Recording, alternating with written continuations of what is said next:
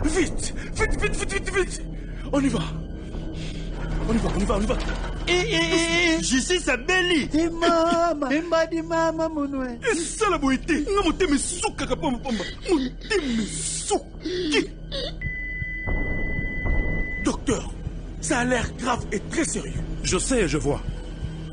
Pour sa guérison, c'est une affaire de tous.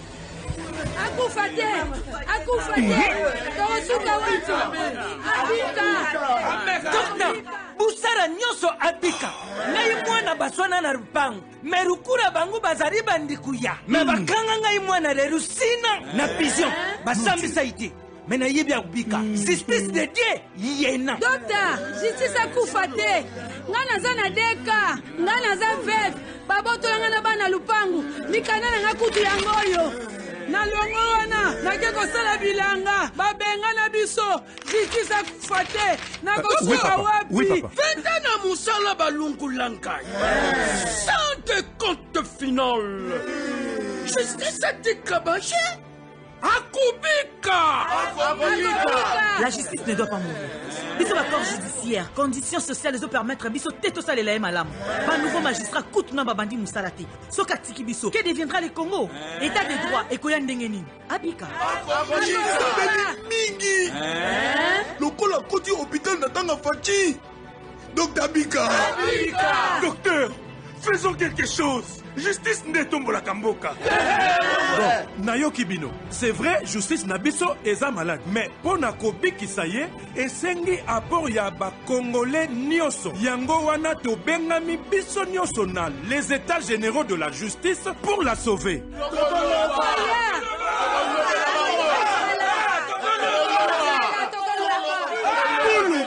Les états généraux de la justice en RDC du 6 au 13 novembre 2024 au centre financier de Kinshasa. Rendez-vous historique. Que la justice élève la nation congolaise. Vendredi 25 octobre 2024, Mbote na Nyonso Sika Bozali, Mbote na ba Congolais pris de paix, Mbote na batu ya Motema Molamu, Mbote na Ndeko Junior, nom de famille Zakapasi, Mouyaka de la presse, Ndeko Junior, Mouyaka de la presse, Andimana za Mouyaka de la presse, Bakuza ba vena nyonso na tangi Junior ba la bine Mouyaka de la presse a silikite. So tanga ba bato bazali lever à rappel habilité, bango ba siliki. Ezarani na pesi bino Mbote, Mbote na ba opposant nyonso ya Nzala, Mbote na ba opposant na opposition nyonso ya Peter. Basesanga wana ba opposant ya Nzala, ba Fayulu ba opposant ya Nzala, ba Kabila wana ba opposant ya Nzala, ba Katumbi ba opposant ya Nzala ngaite na sala infraction te. Mbote na ba opposant nyonso ya Nzala, mbote na ba nyonso balinga kamboka oyo. Monsieur le ministre, il y a ville province à Kinshasa, ministre provincial, il y a transport, mobilité, Mboka Bob Amiso. Monsieur le ministre, Tikana Funda. Monsieur le ministre, malgré communiqué hier, signé le 24, communiqué Oyo Osako rappelé, exécution à disposition loi numéro 28/022 portant nouveau code de la route, titre 2, article 42.3. Oyo, juste pour ça, communiqué, voilà. Oyo Pekisi, Nama porteur. Il y a ma camion ben et autres, Batambolaka, dans désordre, Bakoufa comme marchandise na bango. Monsieur le ministre, Bandeko Bazoyo Kate, na évité, monsieur le ministre, on le la bango na monoconine. Est-ce que tu as équipe moko contrôlable au Pekisa qui bango awa de 15h à 21h Batambolate. Au Pekisa qui bango, je crois de 5h à 10h matin, même bazo kate, bazo tambola, même na ba RO pekisaki, monsieur le ministre. Merci pour le rappel, au salaire qui bango mokolo ya lobby, bato bakumba ka ba belle ciment, ba biloko nyonso wana, ba bashaka biloko na bango bazo kapete, bazo mutabiliser ba bashango ta tambola poussière partout, bazo kate. Merci beaucoup, monsieur le ministre. Na rappel na yo, mais ba mesure c'est là une équipe d'accompagnement qui a été Moussala Angoui Salema Malam. Awa, babotoli gestion, il y a hôpital, il y a cinquantenaire, il y a indien. Parce que c'est là Congolais. Motoune Zali. Est-ce que morgue il y a cinquantenaire et vous continuez là pour Zala Malam? Pour la morgue à Congolais, n'a évité ce que morgue Zakamwa bien. Est-ce que morgue vous continuez pour Zala? Nzamba apesa biso makasi totala soki kukozala kaka tata mokonzi ekolo aza continue ko séjourner na ngambo ya Kisangani na province ya Chwapa esiko wapi mokolo lelo akosala chopo plutôt akosala conseil des ministres tata mokonzi ekolo aza nuka akuna kosala conseil des ministres mokolo lelo. Espérons bien que le roi va pousser ni pembeni ya population makambo bakozwa et que simba ben population. L'explication sur la population, il y a 513 députés au lieu de 500 députés. Au lieu de foutama. Explication là, tu comprendre en gondengeni. Tu as vu que ça n'a pas quoi aux élections salema quitté en 2023. La quoi moute élection salema quitté na ya comme élection. Et na ya comme élection faut salema. Je crois dimanche élection faut salema. Na quoi moute pour dire dimanche. Bandeko ya côté Bitumbezali, ba copta qui ba député 2018 ben il y a 2018. Si les 13 personnes wana ba le beza ba chef de corps, ba to bazala ki ba président, ba chef de l'Assemblée nationale na ba neleki. Na ba législature eleki. Est-ce qu'il faut justifier que nyo soto ko sala ya mabe? Est-ce qu'il faut justifier que nyo soto ko sala ya mabe? Enseignant balobi na ye aza la patriote. Député balobi na ye aza patriote. Ministre te aza patriote te. Ministre aza patriote te. Ministre akozwa na mbongo. Enseignant aza la patriote. Yeba okanga kosere sentir bana bakita mabundi, bana no bakita mabundi, mabunde fionuka mandataire. Bilonge kangama wana bana enseignant.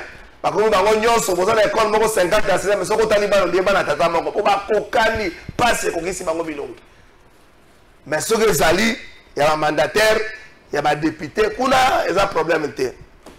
Zamba pe sabiso makasi. Awa tata mokonzi ya ekolo a se prononcer enfin pour la Cambotali révision à la constitution. Ayebisi na bisote l'article nini ya lingi à réviser. Est-ce qu'il y a opportunité d'ango ezali? Est-ce que Félix Tshisekedi a revenir na maloba na ete oye moko bande koloba kala? Papi mandeke vidéo wana eza wapi? O tata mokonzi ekolo Félix Tshisekedi alors opposant lobaka problème eza ya constitution te, problème eza ya batu. Yekuta lobaka moto Kabila. Est-ce que le problème eza ya constitution te eza ya moto Tshisekedi? Tata mokonzi ekolo lobi ba biloko lokola retard pour la validation ya mandat ya ba député. Retard lokola ya publication ya gouvernement, ba conflit oyo il y a l'Assemblée provinciale, il y a un gouverneur. Est-ce que le problème est à Mobeko, le problème est à Batu, Tokolobelango, na Mokolalo, na Lenga zappé les Kambango, mais Batu Batungi, c'est un mingi. Par le biais qualificatif, il y a président de la République, et pas il y a opposition, et pas il y a opposant, et comme moi, mingi, comme ça, la passe. And the Kobalobi, opposition a pété, bon, opposition a pété en quoi, et moi je ne sais pas. Opposition à pète. Ça va le ma casité. Les Kambakandate. Mais le bien le tout ça bango opposition à Nzala. Opposition à Nzala. C'est opposition à Nzala. Na mituni. Bon la plus de la moitié de la population congolaise dans Nzala.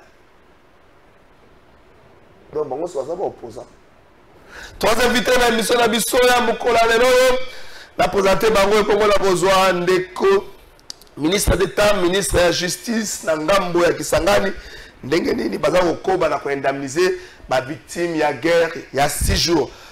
Ndeko Mike Hussein na pesi mbote. Mbote ndeko Trésor Kalafai, mbote na ba téléspectateurs, nous tout y a plateau de vérité au Bazolanda biso nangonga oyo. Mais avant de commencer, je tiens d'abord à rendre les hommages à notre directeur de cabinet, JC Mwalimu, à partir à Londres. Donc l'unique façon de lui rendre hommage, c'est de poursuivre ses combats jusqu'à la matérialisation et à vision de Bisso Oezali pour bâtir un Congo libre, digne, fort et prospère. Merci. Merci beaucoup. Tu présentes ma condoléance. Na libota ya Kulutu Jean-Claude Mwalimu. Et puis na libota Side Mobimba Mikolo Sida Zole là-bas bandeko belé ndeko akufaki na siège. C'est vrai que verdict ekoyaki ba condamné policier wana na peine capitale. Maintenant le ba condité matanga mosusu ye na mona ba condoléance à Moïse Katumbi, na mona ba condoléance à ba opposant moi belé bandeko pe na ngambo ya majorité sportivité oblige.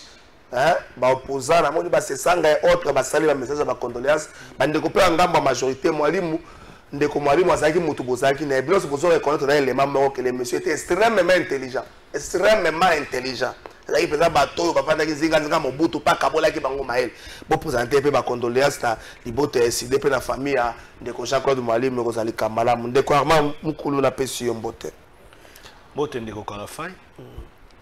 Na pesi pe bandeko tozana ba na plateau mbote et puis ba kongomani nyonso bazolanda biso o bazwi libaku quand même ya Hollande émission à lelo na pesi bango pe mbote sika bazali voilà donc si je peux me limiter là peut-être. Merci beaucoup. Na bi ko zwagi trophée to betali sur la trophée moko maître Yannick Mbadi na pesi pe mbote mbote ndeko Trésor Kalafai na PCP mbote na bandeko to na bango na plateau na bo débatteur na pesi mbote na ba kongomani nyonso ba kolanda biso na ngonga oyo pe ba kozwa libaku ya kolanda biso tango nyonso ba kokutana na émission oyo na tondi botondi mingi na invitation na yo ya mokolo lelo. Merci beaucoup. Tu es là batuke sesanga contrairement à bakamba lubago sesanga za na exil TV za na yawa mikolo atiki mwa suki mwa Lucas Kavia na yaso ta mingi ba chemise à bazin atiki mwa suki sesanga atiki mwa suki mwa mande parce que ta mingi ba chemise à bazin. Bonjour Nelo Kalafai, j'aime quand tu chantes votre chanson là mbongo zalata makasa mbongo pasi mbongo zinkatu na pesi mbote na vie tengelito yo zaka la problème na tengelito azaka na France moko de pas comme ministre entre so guerre réconciliation nous battre so tengelito banda comme ministre na yebité ministre chargé de ville qui ça ces autres na tengelito ta ko kotala na exercice na azate ministre chargé de ville tengelito eta commune à Kinshasa commune à Kitambote yo motango bazo peso ministère bango na bango job description na ngezani nakende to nakende te anzambe bongo ezalata makasa anzambe avant tokoba toke na régie totala mwana mboka ministre d'état ministre ya justice ndenge bazali kokoba na musala ya indemnisation ya victime ya guerre ya 6 jours oyo esalemaka bongo na ngambo ya Kisangani ntango tokozonga motuna na bandeko tosala nini na badepute oyo bango bandimaka nzala te na bapoliticien congolais biso tondima nzala tokela ngambo régie botondi ndenge boyebele koyamba tata mokonzi ya mboka Faci Beton nommé victime lokola bino ministre d'état ministre ya justice pe garde des sceaux bobetela ye maboko ya limbala ya liboso boyamba mokonzi ya mboka awa boete omupikie baba wa nchi mikono tata mokonzi ya mboka asepelaki te ndenge bobandaki kozwa mbongo na bino te boye te ntango nayaki awa bolelaki mingi boye te napesaki nga mitindo alobi na regle situation wana boye te na banda nayaki awa bobandi kozwa mbongo na bino boye te sikoyo toyebaki ete badifficulté mike ezalaki po ete bawanda okende ti na Robank Musika boye te na boye nde tomi implikaki na coordination na bino ya sika Robank eye na guichet nango wapi désormais okoya awa baidentifie yo po ozwi nini lelo tozopesa symboliquement na église catholique pour ete bakotisaka demande na bango boyete po ete barepare boyebi ke procure boyebi ke bacombonien baplace ebele guerre wana ebomaka yango guerre wana ebukaka yango boyete na boyende tata mokonzi ya mboka andimi ye moko aya apesa indemnisation ya 2,500,000 na église catholique bobetela tata mokonzi ya mboka maboko Nzambe apambola bino bobanga te moto ya kodetourne $1 ya bino tokosala nini tokosala nini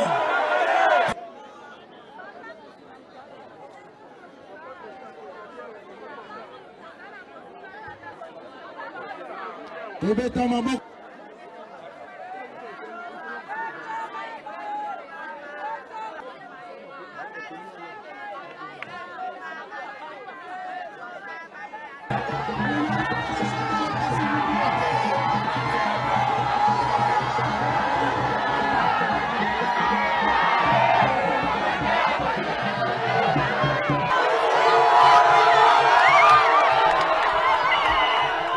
Merci beaucoup, Bomoni Tata Mokonzi Ekolo, Félix Tshisekedi, Yemoko, Kopesa na Maboko, ba victime, moi enveloppe, pour moni maman à ses équipes, à ses pays. Bonjour, Ndero Kalafaï, ingénieur, bon, à combien ingénieur. Je suis le chef que pendant la grève, il y a un poids lourd, à autoriser qu'il l'espace, il y a 3 heures, na mitaine de balle qui sera au moins 15 véhicules de 20 tonnes. Il y a la circulation à Bango pendant la journée. Nawe Italie, 513 députés, Zalaraka Kabongo en 2006, Bazalaki 519, cas de Diongo, Chaloupe et autres. En 2018, Bazalaki 531, mais 502, c'est Jacques, papa na Leslie.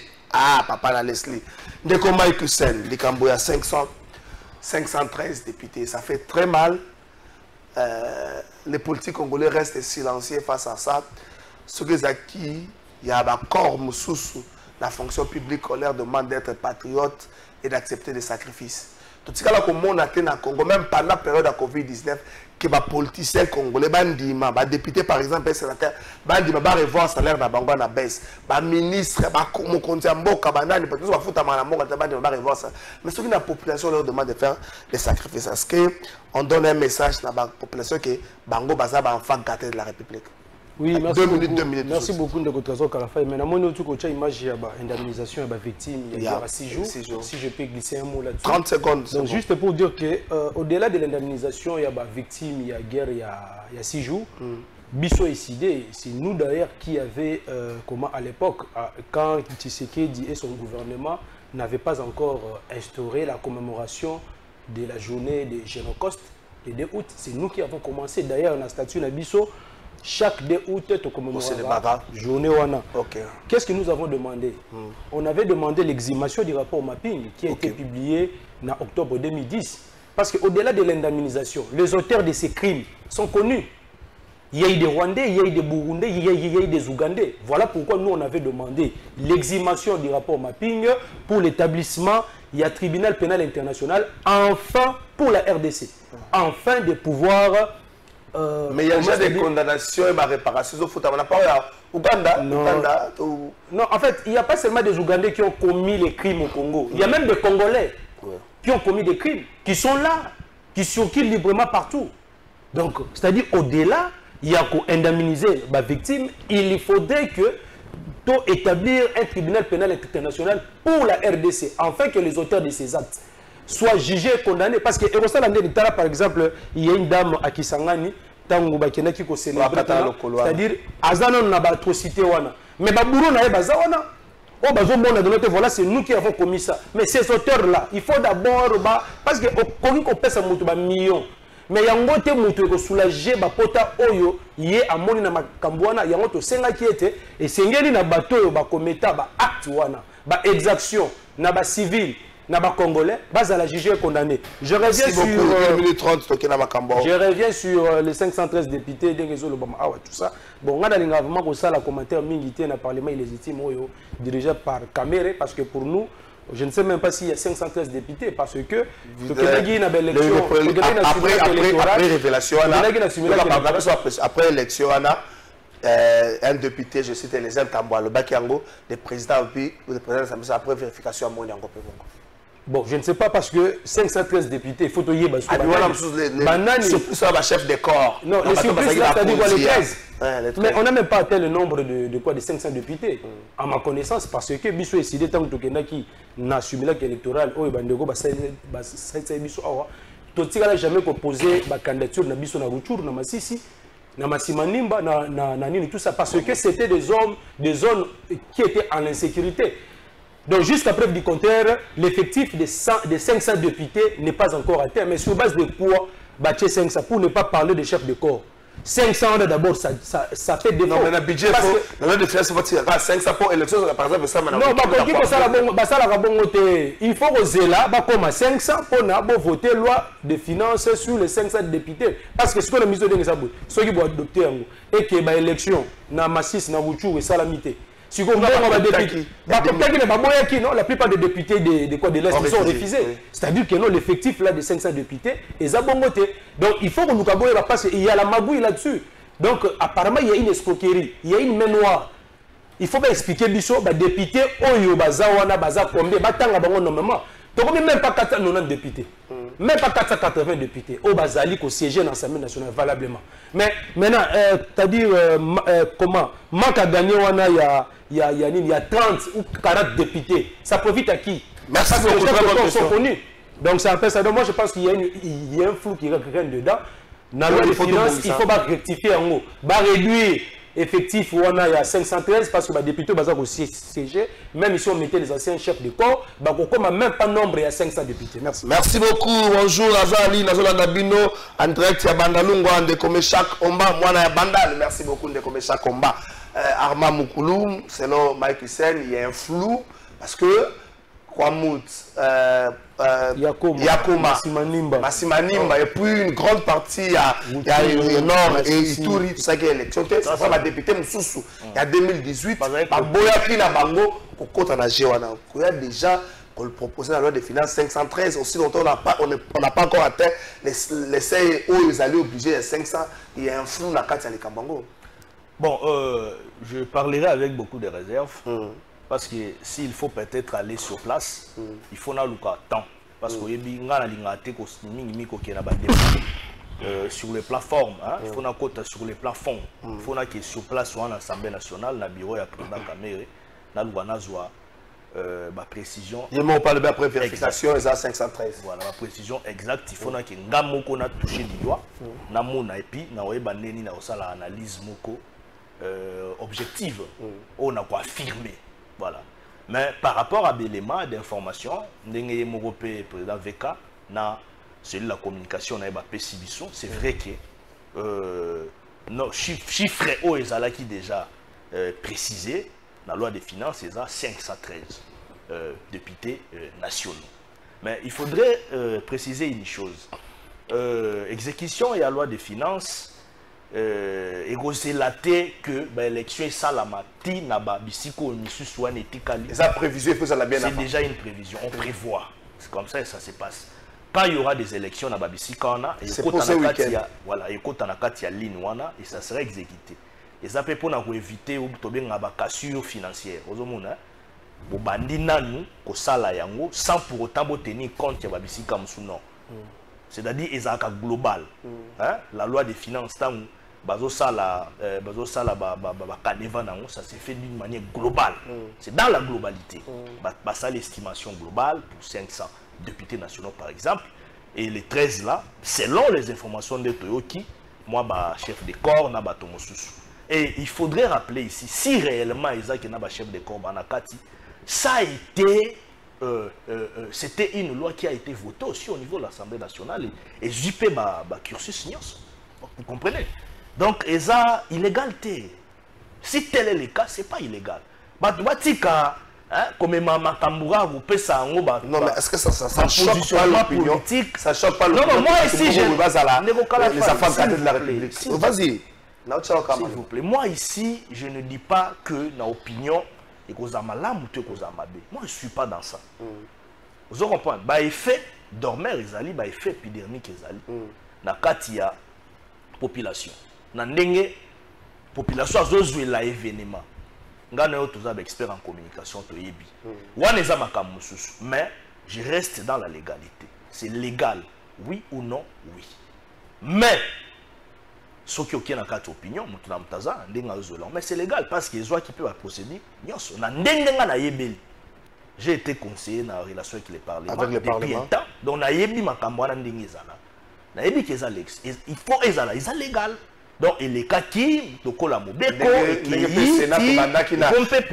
députés, 5 sénateurs, 9 avec Kabila. Exactement. Après 2028, tu as 5-10 avec Tshisekedi. Donc, il y a beaucoup de rubriques là-dedans. Les sénateurs à Vipé Bazo comme Ebele. Voilà, par rapport à Mibeko Nenge Tchama qui même par rapport à la Constitution, il y a Mibeko, il y a Sénat, il y a Assemblée nationale pour 513 députés nationaux. Donc, et c'est l'autre côté, opposition comme le élément de langage. Je ne vois pas nombre, il y a 13 ans, il y a prévision, il y a des députés nationaux pour la loi des finances. Il y a déséquilibré le fonctionnement de Mboka Mobimba. Non. Dysfonctionnement, il y a un secteur prioritaire à Mboka Nabiso. Dans le barra yango, ils ont aussi un effort d'ensemble. Merci beaucoup. Pour l'actualité, comme le rôle l'élément de langage. Merci beaucoup. C'est là. Maître Yannick Mbadi, président de l'ICSang, c'est bas nuit et jour. Comme un diable dans le bénédiction. Mais je suis pour ceux qui pensent qu'il faut qu'il y ait réduction des trains de vie des gens. Merci beaucoup. Président il se bat pour que tout soit réduction à train de vie à institution. Merci beaucoup. Tout soit réduction à train de vie à institution. Mais on se rend de plus en plus compte qu'il y a un souci à homme politique congolais. C'est vrai, Arma Lobby, c'est légal. Ndeko Moko, papa, les slèves, ça y est, pratique, on est banni depuis 2006. A rappelé Bisso Baka, Diongo Chaloupe et autres, a rappelé Bisso 2011, 518, 531. Il y a au fond dans l'instance internationale. S'il vous plaît. Et ça pratiquement normal. Mais, dans l'opinion, ils ont choqué. Amabi, c'est légal, mais dans l'opinion, ils ont choqué. On a comme l'impression que les politiques congolais, notamment les députés, sont les enfants gâtés de la République. Nathan Dioboton de Ndeko Kalafay. Au moni biso na envol ils ont comme ils s'habillent sur les sous-soutés comme on a régime Yandeko Félix Tshisekedi na ba poste lonaye koye ba ko normaliser et loko ils ont choqué na opinion na peuple congolais pas un peuple congolais et loko ils allaient arbitraire ko commissaire ngo normal ils ont comme ils s'habillent sur les sous-soutés na repé ça exemple ya moké kaka na ibandela ya régime na yo nangai na bandeko toza bango na plateau awa to assistant na un procès à 100 jours auto yebi ndenge banda qui ne suka lelo yoboy suka lango ezali a normaliser yango donc ezo comme ça biso te na yango parce que pour la biso eza régime moko bazala jamais préparé pour baye ba ko kamba ekolo ko mema biso pe ko bimisa biso na gouffre tozalaki nango balongoli biso esika tozalaki na pesi ndakisa mo ko paraître banal soki tozalaki na 10 bazongisi biso na moins 0 nani na makambo yo toza komona oyo est-ce que vraiment lelo la population congolaise bango bato ba ko kamba mboka oyo makambo ba ko sala ya ko bakisa 13 autres députés ezo bakisa nini na mboka to ezo boma davantage mboka parce que tant tozo kamba mboka tant biso toza wana bande bona biso bato ba kamba mboka to yebi yango biso tozali opposition tozo vivre na bango na mboka oyo parce que maman on dirait maloba ya opposition eza on dirait biloko za opposition ya pété to kokoma wana eza minimisable et bazoluka non opposition zo bimisa maloba tozali en quelque sorte ba porte-parole ya peuple congolais bazo vivre na biso na kati ya mboka oyo ba voisin na bango ezaka ka biso population quinoise ou peuple congolais tout na la peuple congolais so baza d'accord yango tina ya likambo biso to ko bunda biso na vol depuis la nuit des temps makambo ya réduction à train de vie na c'est plus le rôle de ngai ya majorité emboîter le pas il faut pas seulement emboîter le pas na maloba il faut le faire une faisabilité likambo ya ko bakisa 13 autres députés. Est-ce que tu as réduit réellement le train de vie à l'état d'Abisso? Parce que tu déjà, il est clair ici, nous sommes bien que 100% à budget à Mboka Nabiso, mais surtout déjà 80%. Bon, ben non, je sais pas comment on a 9%. Bon, budget on se trouve pour voter pour la ligne, exécution on a pour la ligne. Pour la comme Babiso, pour la population. Heureusement que la population est au monde. La population s'attend dessus de l'autre côté dans le régime où il y a des Félix Tshisekedi, là bas poste colonial.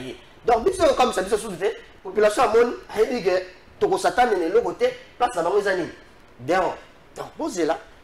Calamité, beaucoup de malibanda, bateau basé la compétence ya kokamba mboka o, bakoza mboka oyo, bakotangisa bino botsa dada, ndenge bakamba mboka, tokolonga ngona ntambo ezero bokoti yango, tokomatisa yango likolo makasi. Merci beaucoup. Mbote ndeko trésor ezali kotalisa ke ba congolais ba yebi nzambe te mokonzi ya mboka pesa ki soi-disant mboka na maboko ya nzambe. Donc associé nzambe po asala na ye elingi koloba pasi oyo peuple congolais tozo mona ezali nzambe na gouvernement nde bazali à la base nango papa Emmanuel Liolo. Soki ya solo ba congolais ba yebaki nzambe oyo ya Israël balingaki ba comprendre que oyo bazo luka na ba église wana ezali ya Israël te. Ah. Donc, chef de bonjour, donc à la fin, rétro-commission, tous doit explication, mais 13 députés, explication locale, la révision constitutionnelle, na oyo nayebi, depuis 2006, dépassement et nombre de députés, ils allaient à Kaka, pour Bamisusu, après cours constitutionnel, Bakendaka sur le plan international, après verdict, Bazalaka intégré, mais siège à Kate, Fontaine, Longangue, depuis Monga Fula, bande Kobotika. Bonjour, trésor, Yebisan de Kouana, ce qui est là, Otokomi, na 25 présidents, dans l'Assemblée nationale, Mbongo et Koukoma, combien? Très bonne question. Est-ce que le loi va attendre, il faut revoir Yango. Ndeko Mike Hussein, un message à Bandeko Msouzo Basela,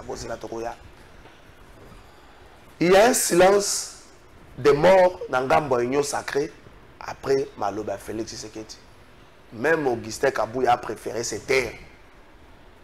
Félix Tshisekedi a manifestement qu'on a que pour ça, il y a réviser la Constitution. Ni Bemba, moi encore Kamere, Umboso.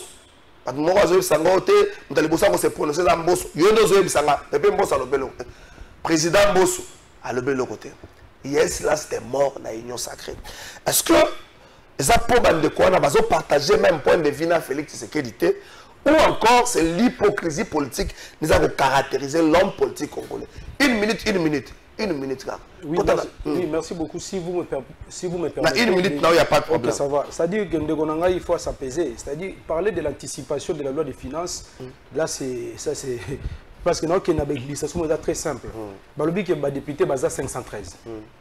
C'est-à-dire ils sont connus énormément. C'est-à-dire listing de paye, au niveau il y a ministère à budget à la finance, il y a 513 députés. Que non, on a besoin de l'élection. Aujourd'hui, ça fait jour pour jour plus de 2 ans depuis que Rouchou Massi s'est occupé par les Rwandais. Et si on met dans cette zone-là pendant 5 ans, l'élection à place il y a 513 députés. Qui va commencer à percevoir ça? Et puis, combat bateau, listing, parce que, imaginaire, ce sont des personnes réelles. Ce ne sont pas des fictifs, ce sont des personnes réelles. Oh, bah, tiens, la loi des finances, conformément à listing, liste, caméra, il y a le ministère du budget. Donc, déjà, de ce côté-là, il y a la magouille. Donc, on ne peut pas décaisser les fonds sur les 513 alors qu'on n'a pas 513 députés. C'est du vol, c'est du détournement. Et puis, dessus, on a plus tard ceux qui vont poursuivre la caméra, il y a bureau, il y a acharnement. Merci. J'aimerais dire pour dire ceci. D'abord en interne, même hier, en face. Il faut retourner à leader qu'est-ce qu'il a dit par rapport à la révision ou changement de la constitution. Je tiens à poser une chose. La semaine passée, on a vilipendé notre parti, tout ça, on a monté même sur des réseaux sociaux un fait selon lesquels SID serait favorable à une quelconque révision sous quelques conditions. C'est faux et archi faux. C'est faux et archi faux. Donc je tiens à préciser le peuple congolais que non, SID et le président Martin Fayoulou, 30 secondes, nous ne sommes pas d'accord de la révision, même d'une virgule de la Constitution. Bateau, bateau, monter le scénario, les abattus 11e rina, union sacrée. Sinon, ça se dit ça, union sacrée, ça montre la suffisance que non, voilà, ils ne sont pas d'accord avec Tshisekedi, c'est clair. Merci beaucoup, Armand Moukoulou. les alliés de l'IDPS ne sont pas d'accord avec Félix Tshisekedi selon Mike Hussein, raison pour laquelle tu as préféré se taire. Même Jean-Pierre Bemba, réunion sacrée, document, même Bemba l'autre côté. Est-ce que c'est un message fort qu'on comprend qu'ils ne sont pas d'accord avec Félix Tshisekedi? Une minute, on a 30 secondes pour revenir pour favoriser la taille. Merci beaucoup. On a tenté dans la loi de finances parce que je crois que tu as presque sur diapason moko. Mais peut-être moi, ma réflexion a bisondé mouton na mouton. Donc, je pense qu'il faut battre la eloko ana malam pour réduire le train de vie à l'institution. Moi, je suis pour ça. On a bundé la eloko ana. Je suis pour ça. Parce que fixation déjà, il y a budget d'une manière générale. Il y a mon solo, il faut qu'il y ait en termes de chiffres, en termes de nombres. Il y a Batoyo, il faut pas avoir mon solo comme député dans l'Assemblée nationale. Et ça, là, on a déjà. Ouais, et donc, quand vous avez manque à gagner, parce que même dans l'élection, les députés peuvent avoir 500 têtes, ça nous devons le savoir. Donc, ce sont des choses qu'il faut peut-être voir. Moi, Mickey, wana, et oui, peut une minute, c'est quoi? Comme ça pour les pays. Et donc, concernant Maïo et Tali, le silence de l'Union sacrée. Le silence au sein de l'Union sacrée, comme vous le dites, on a évité ce silence ou bien ce observation. On a terme et l'autorité de référence de l'Union sacrée. Voilà, exactement.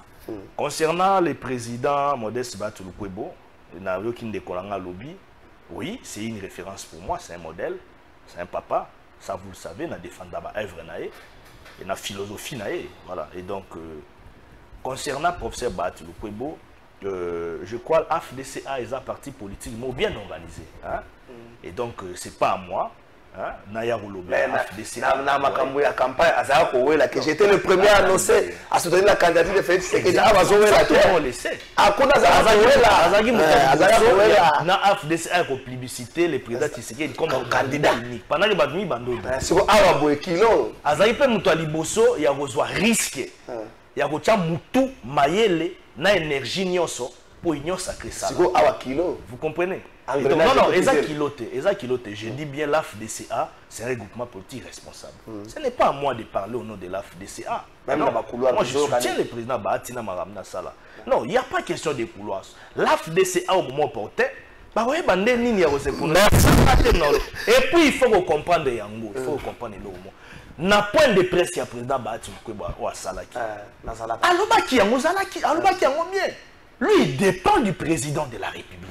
Il dépend. Mais il dépend de qui? Du chef de l'État, non? Si le président nous dit aujourd'hui que les membres de l'Union sacrée vont tendre la moutou, lui dépend. Dans la lobité, na compte, il y a procès Bato et AFDC. Mais, n'a pas dans Zaki Wana. Tout le monde a dit, non? Le président Bato Lukwebo, le président secrétaire AFDCA, Alobaki Yango bien. L'AM de l'AFDC Alobaki, lui, il est aux côtés du chef de l'État. Azo dépendre là.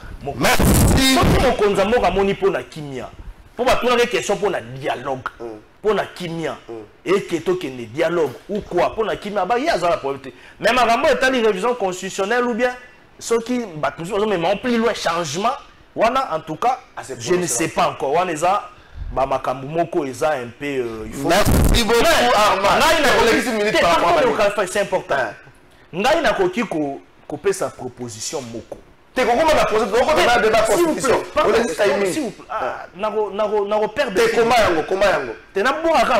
10 secondes. On nous dit que sur le plan sémantique, parce qu'il faut un motocota dans la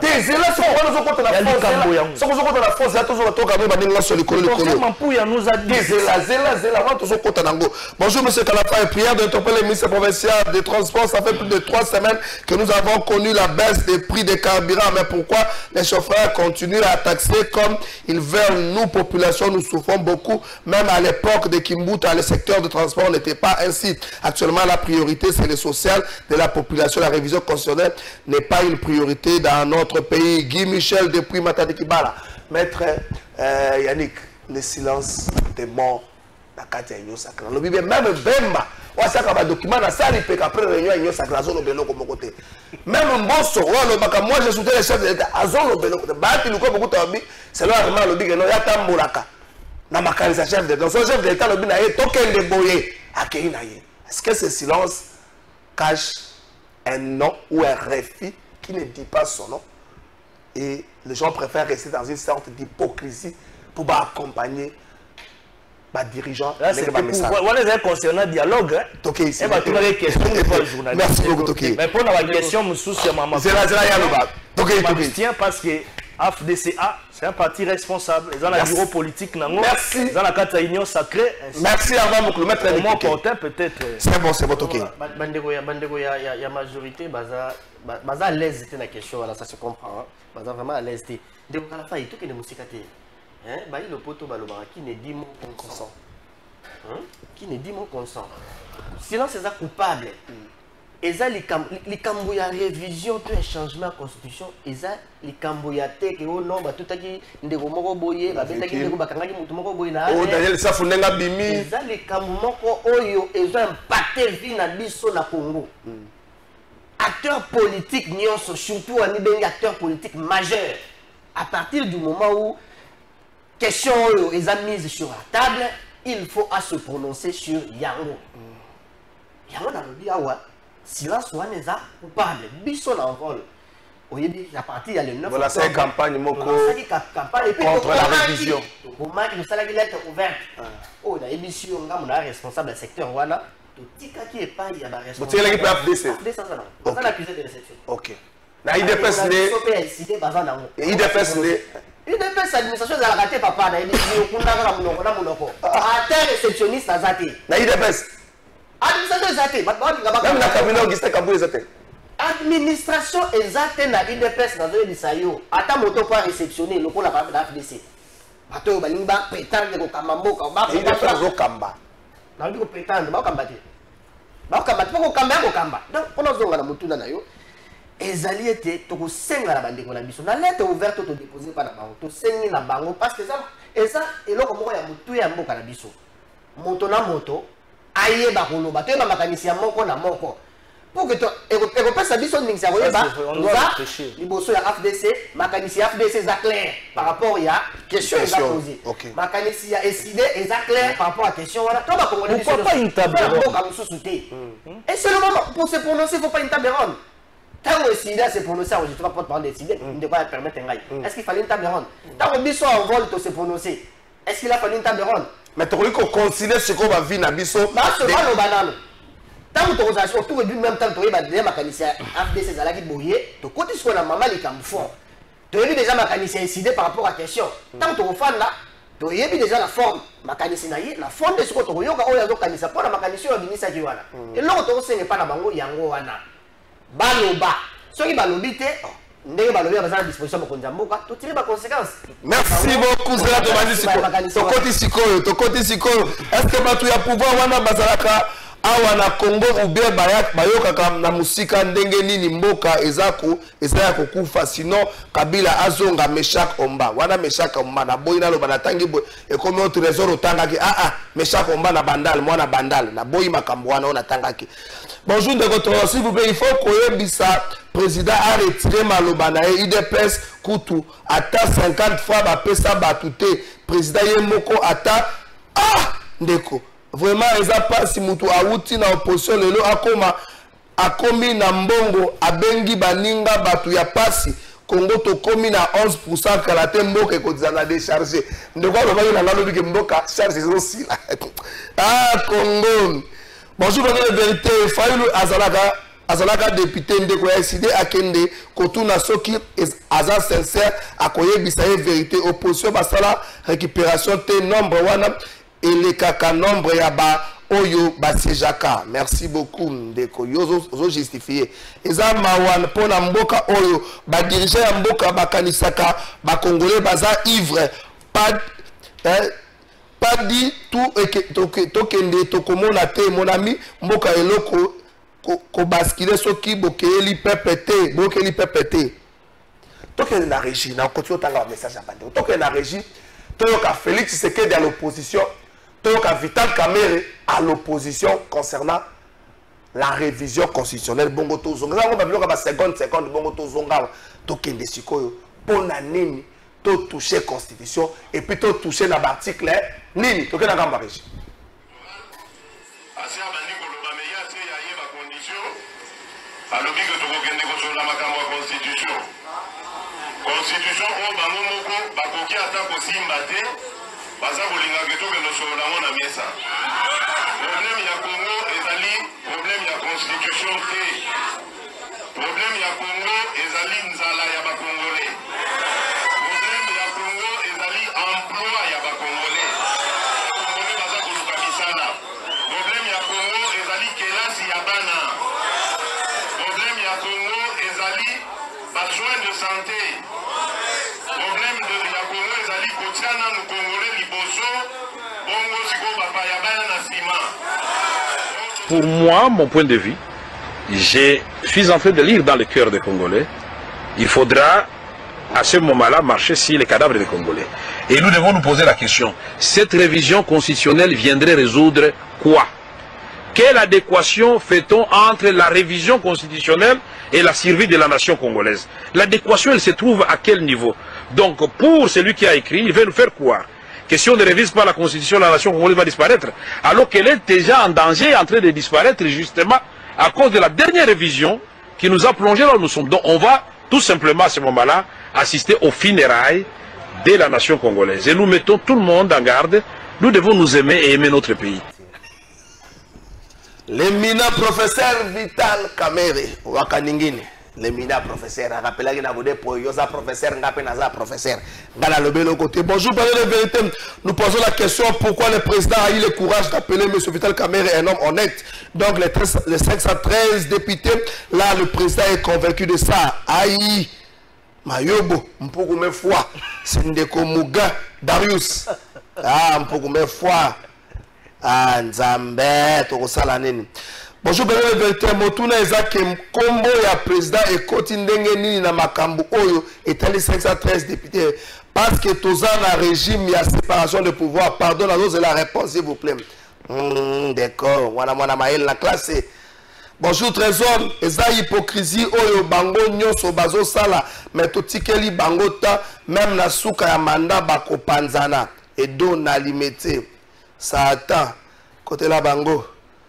Bonjour, de votre trésor concernant les trains de vie des institutions. L'institution présidente de la République estime a déjà budget prévu pour l'année 2024, le 30 juin, 265 millions de dollars. Et le ministère du budget a payé Bango Lissoussou un budget supplémentaire de 73 millions de dollars pour le troisième trimestre. Mais là, via Congolais, le Ndenge, Ezobe Bamakasi, de Kotresi, Lissalama. Depuis ma tête, token de d'autres calaconates, mais ça va se mais ça n'est pas de vérité. Les 18 députés nationaux sont légaux. Allez lire la loi portant statut des anciens chefs d'État et chefs de corps. Merci beaucoup. Tanga Penzala. Bonjour de votre trésor, Bazo Boya, réviser conscient, Bazo violer article 218, président Temutu, Asalaka, article Wana, Jean-Marie Mpovana, Monga, Fula. Merci beaucoup. Ok. Qu'est-ce que vous reprochez Bino et Sidé dans la démarche de Félix Tshisekedi dans les Kambotali révision de la Constitution? Qu'on réviser la Constitution, ils allaient infraction. La Constitution a besoin de petits mécanismes au bas qu'on signe la Constitution. Et ça n'a pas d'article où il faut adapter encore la réalité actuelle. En quoi vous décidez, ça vous met mal à l'aise, la PCO 3 minutes. Oui, merci beaucoup de votre trésor Kalafay. En tout cas, merci pour la question. Si ça ne dépendait que de moi, je n'allais pas intervenir dans le sujet Oyo sur la révision parce que ça me met très mal à l'aise d'aborder un sujet sur la révision ou changement de la Constitution. Dans le moment Oyo, Mboganabiso est agressé. Dans le moment Oyo, plus de 115 localités à Mboganabiso sont sous contrôle. Même Kalembe est passé sous le contrôle il y a M23. Dans le moment où il y a plus de 7 millions de Congolais qui vivent en errance, ça fait des années, 2 ans, Banawana, éducation, est-ce que tu as pensé à lobby ils sont abandonnés à leur triste sort sans assistance du gouvernement Chilombo. Ils ont mal à l'aise pour aborder ce sujet sur la révision de la Constitution au moment où la vie sociale du Congolais se dégrade de jour au jour. Est-ce que la Constitution nous a pour empêcher Ndeko Chilombo à améliorer les conditions de vie à les Congolais? Est-ce que la constitution est quoi empêcher les Chilombo asilisa insécurité topé acha kimia na est? Moi je pensais que ceux qui aké na est parce que Kisanga neza nord est akoyebi sa population est que non voilà ndenge na ye awa na ye pona kocha kimia na ye pona kosilisa bitumba o eza na est. Makene ko sala ne ba aventure. Ça c'est la distraction, ce sont des aventures. Tantôt il parle des opposants comme étant Yanzala. Mais ça prouve à suffisance que non, comment il a mené sa lutte pour son ventre. Hier, il était dans l'opposition, il a mené sa lutte pour qu'aujourd'hui, il soit, je ne sais pas, millionnaire entre guillemets. Donc, il est nostalgique. À ça, la allusion peut-être, tant qu'il y a opposition, la galère qu'il menait, demander Kabouya lorsqu'il s'est rendu à la FAD pour aller manger le code de porc. Peut-être il fait allusion à ça. C'est ça, peut-être il fait allusion à ça, parce que, à ce que je sache, Martin Fayoulou, depuis 1990, lorsque il a démissionné de ses fonctions comme PDG ExxonMobil, il a mené sa vie modestement, il n'a jamais connu la misère. Attends, ici, il a l'université où il a reconnu dans le monde entier. Donc lui-même, il sait à qui il est en train de s'adresser, mais nous comprenons juste que non, voilà, il a mené sa lutte pour qu'il devienne aujourd'hui millionnaire. Ce n'était pas la lutte pour les Congolais. Voilà pourquoi, pour lui, il ne s'intéresse même pas de l'amélioration des conditions de vie des Congolais. Congolais, les minimes. Aligné d'abord une intégrité territoriale, et ça la rétablir, et ça la restaurer. Congolais, les minimes, aussi sa misère. Congolais, les minimes, sécurité. Qui maison à l'ambour na biso. Congolais, les minimes, de Kokalafay. Le respect des droits humains. Et puis, Congolais, les minimes, de résoudre le problème de l'illégitimité des institutions. Exposer des motifs et construire des choses très claires. Tu retournes à la biso union sacrée. Au niveau de la constitution, quelle est la raison fondamentale?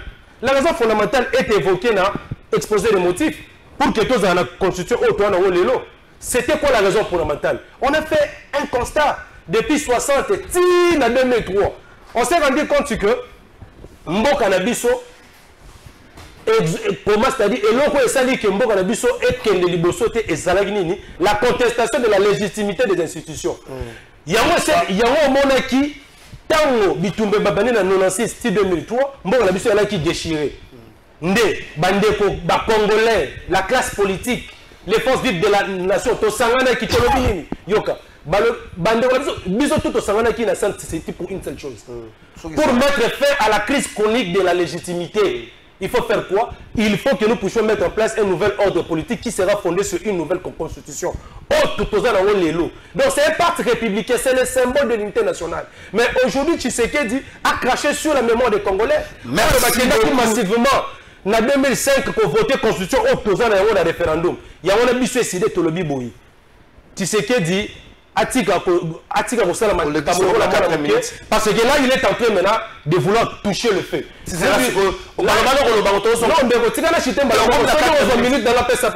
important. Là il est en train de toucher le feu. Mais il fallait être le commandant du peuple avec le peuple congolais. Ce qui Tshisekedi a franchi un pas vers la révision. Ça serait un chemin de non-retour. Peut-être on va s'en demander. Merci beaucoup, opposition Yanzala. Moïse Katumba a répliqué qui vivra verra. Aïe, bonjour Trésor, Batu Oyo, Abengi Batu Yanzala, Eza Batu Oyo, Basunga Kiye na Pasi, Melelo Akomi Kobwa Kela Baninga, Nzoka Yemoko Mutu ya Matalana, Jansi Kabasele na Lemba. Ndeko, yo, comment déjà Kabasele, Wanezo Kendibente. Bonjour, Trésor Kalafay, Tambouye Moko Azalaki na opposition, Azalaki na Mbongo. Je pense pas, pour Bissonyoso, Tozalaki na Kinshasa. Donc, héritier, Bazalaka Kaka Bongo, Ndeko Gilles Lem. Ah, Arma Moukoul, Toké, nous opposons 3 minutes. Merci. Qu'est-ce que vous voulez changer aujourd'hui? Oyoza pour empêcher que validation du mandat de député, ça, la mandat un temps réduit et record. Oyoza pour ça, le gouvernement pour ebima. Il faut où, mais là, Oyoza pour ça, le potolier à toi, fonctionnement, faut t'amener sengeli, blocage, ça y est, dans mon béco. C'est pas la loi, c'est l'homme congolais qui pose problème. Est-ce qu'aujourd'hui, Dieu a créé un autre homme congolais qui ne pose plus problème et que mon béco est comme composé pour notre Congolais? 3 minutes. Merci beaucoup. Écoutez, je voudrais ici d'abord préciser que ce que moi je suis en train de faire comme analyse n'engage que moi. Hein. Okay. Ça n'engage pas la FDC. Comme je vous ai dit, FDC a des regroupements politique bien organisé. Ndenge kwa lobby abamema kisoki ba nord mikanda na bango kuna ba monique réception ezali c'est organisé au moment opportun je crois se prononcer. Donc, moi, je suis en train d'analyser les faits. Et donc, il faudrait comprendre d'abord une chose. Je ne suis pas en train d'appuyer ce que le président de la République a dit. Aujourd'hui, on a bien. Je suis en train de réfléchir comme scientifique ici. Nous avons réfléchi qu'à la politique. Le chef de l'État a raison de dire que l'opposition a pété. Sur ce plan-là, il a d'abord raison. Parce que je ne vois pas d'opposants de taille. Oh, ceux qui ignorent ça, fandi pena bien. Au moins, le problème, c'est qu'au sein de l'Union sacrée, le problème, c'est qu'au sein de l'Union sacrée, le président de la République est bien entouré. Je vous dis, quand vous prenez quelqu'un comme le président Bati, autant les forces sociologiques, autant les forces intellectuelles, autant l'énergie, vous comprenez? Quand vous voyez bato misusu ya présidium wana OP bazape bato amikete imaginez que initiative ou le cas na présidium ya Union sacrée par exemple on devait y réfléchir et na présidium bavandi calme to sololi ba commission en place et le présidium prend la charge, par exemple, de sensibiliser ma partie politique. D'abord, il y a l'Union sacrée. Parce que nous-mêmes, d'abord, au sein de l'Union sacrée, il faut et allez là monter le roi quand il y a IDPS. C'est ça en fait, nous avons réfléchi. Ça devait être quelque chose que nous, l'Union sacrée, d'une manière générale, tout ça, il y a bien attaqué que et non pas forcing non. C'est un dossier éminemment important. Oh, il faut qu'il t'en vende des sangs bien. Dans l'Union sacrée d'abord, dans le présidium, moi là, et puis nous, on vient maintenant comme communicateur pour sensibiliser. Ça va passer. Pourquoi? C'est 1 minute 30. Bonjour Trésor. Pouvoir y a pété, incapable de récupérer les territoires occupés par le M23. Wana bazobo sanayango. Union sacrée, ça sabotage Yamaka, Sindeko janvier Maka. Kamala. Ça va passer. Pourquoi? Parce que le chef d'État aussi, c'est un Congolais. Il a aussi le droit de s'exprimer. Tokoki, jamais qu'on rendre vidu parce qu'il a s'exprimer. Ça, c'est de 1. De 2. Ce qui est dans l'article 218, comme l'ami l'a dit. Mais on le dit bien. La révision constitutionnelle et même constitutionnelle, Papa Nangaï. Dans le cas, on a Nicole Belé à l'époque à Joseph Kabila, on a révisé beaucoup des articles dans la Constitution. Pourquoi ce chef d'État, l'Obel ma révision constitutionnelle, il fait comme le rôle à Ndoto, il fait comme le rôle à Kanisoki Mutuna Kimosogini. On a révisé beaucoup. Ce qui a des reprises dans le mandat de Joseph Kabila, on a révisé la Constitution. Le chef a parlé de la révision constitutionnelle. Et c'est constitutionnel. Alors, merci beaucoup. Pardon, s'il vous plaît. Ce qui fait que l'OMI doit changer la Constitution. Quand l'article 218 prévoit référendum, le président de la République a le mandat, a la prérogative de convoquer même référendum. Et ça l'a même peine à mort à Bisso. Déjà, merci beaucoup. Ndeko Arma. L'article 217 va lobby bouillir. S'il vous plaît, s'il vous plaît. Par exemple, l'article 217. Pardon, Ndeko, s'il vous plaît. L'article 217, on a la ligne à côté. Article 217 des Olobabouy. La République démocratique du Congo peut conclure des traités ou des accords d'association ou des accords. Mais justement, les habits locaux, mes alliés. Merci beaucoup. L'article 217. S'il vous plaît.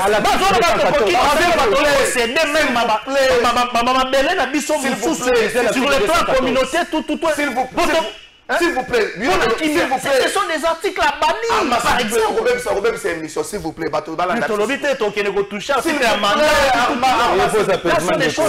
S'il vous plaît,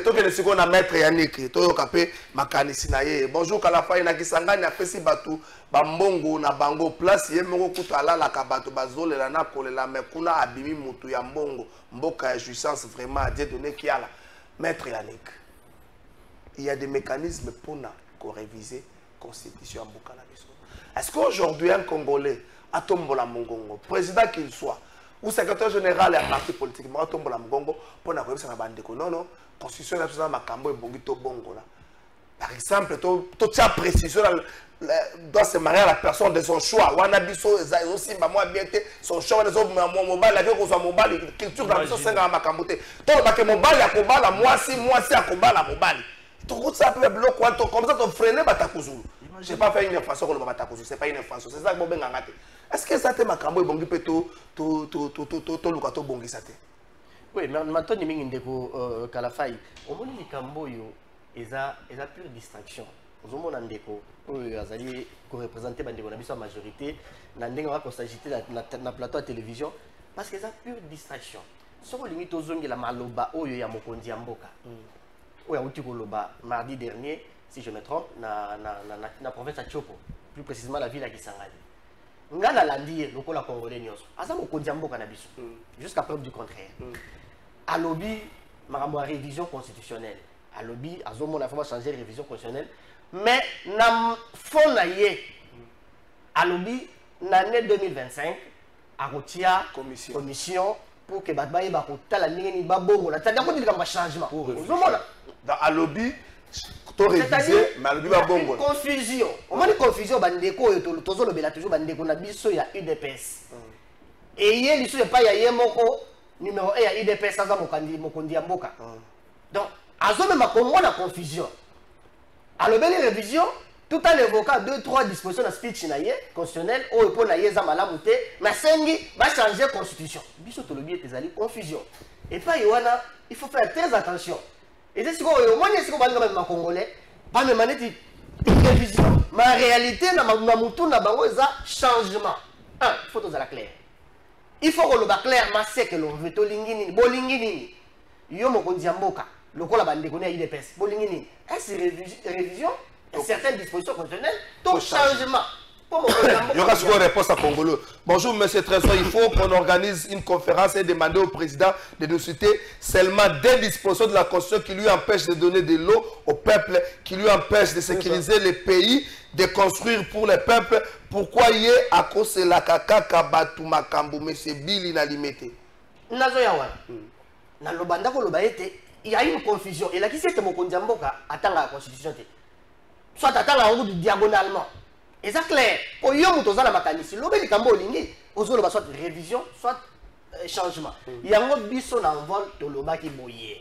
C'est vrai. Révision constitutionnelle, constitution, il y a un moment où on prévoir un mécanisme et un changement. Révision constitutionnelle, les autres différentes dans changement et la constitution. Exactement.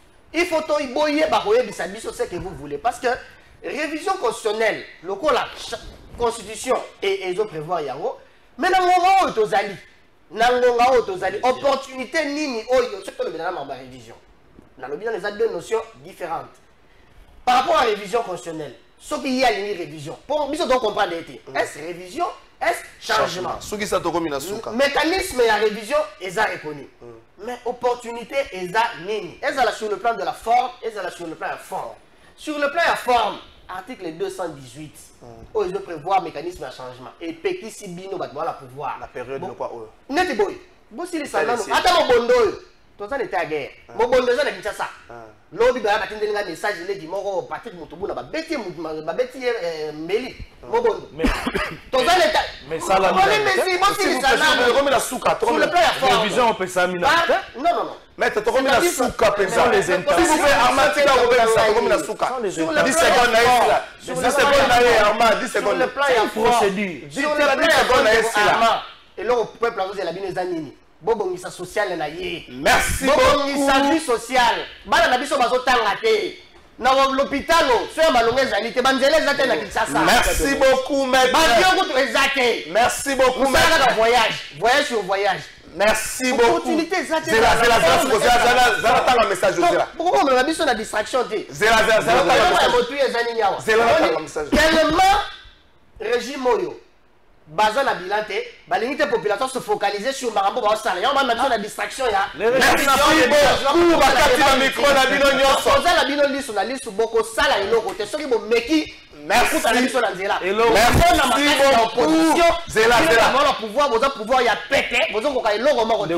beaucoup. S'il vous plaît, te féliciter quand même, Arma. On dit qu'on soit après. Il a pris année.